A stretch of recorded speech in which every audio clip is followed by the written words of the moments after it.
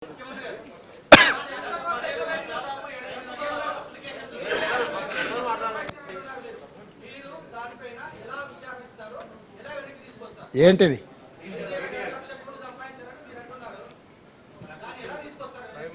వస్తుంది అన్ని ఒకటే రోజు చెప్తా వెంకటరాజు గారు. నువ్వు మళ్ళీ ప్రెస్ మీట్ కూడా రావు.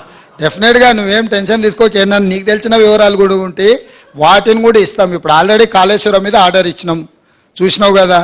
మేడిగడ్డ అన్నారం బ్యారేజ్ల మీద ఏం చేయదలుచుకున్నాం ఇచ్చినాము. అదేవిధంగా ఛత్తీస్గఢ్ది యాదాద్రి భద్రాద్రి మీద కూడా ఆర్డర్ ఇచ్చినాము. దాంట్లో జ్యుడిషియల్ ఎంక్వైరీలో వెళ్ళే వివరాలు, రికవరీ, రెవెన్యూ రికవరీ యాక్టులు ఇవన్నీ ఉన్నాయి కదా. అప్పుడే అయిపోలే, ఇంకా 30 రోజులే కాలే, ముందుంది కదా ముసళ్ళ పండుగ.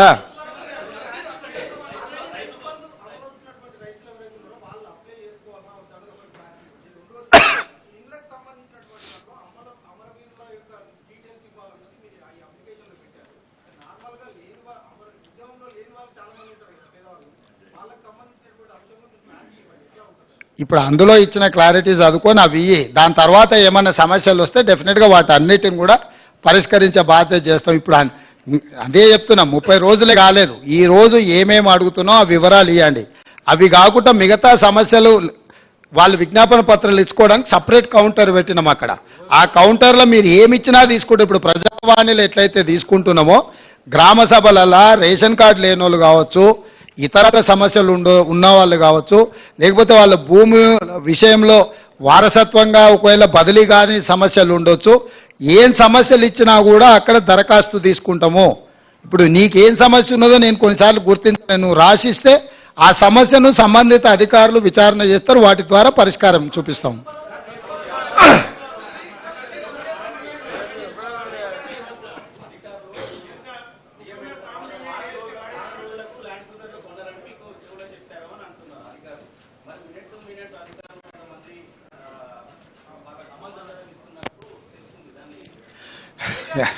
నువ్వు చెప్పిన సమాచారం కూడా కొంత ఉంది. ఆ వివరాలు చెప్పే అధికారుల పేర్లు కూడా చెప్పినావు అనుకో, ఇంకా కొంచెము పారదర్శకంగా ముందుకెళ్దాం.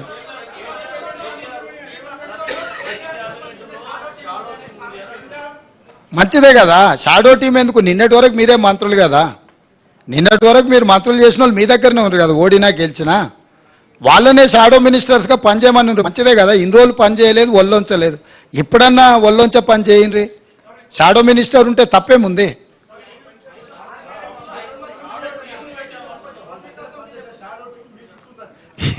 నేనేమంటున్నానంటే అధికారం విడ్రాయల్ సిమ్టమ్స్ అనేది తెలుసు కదా.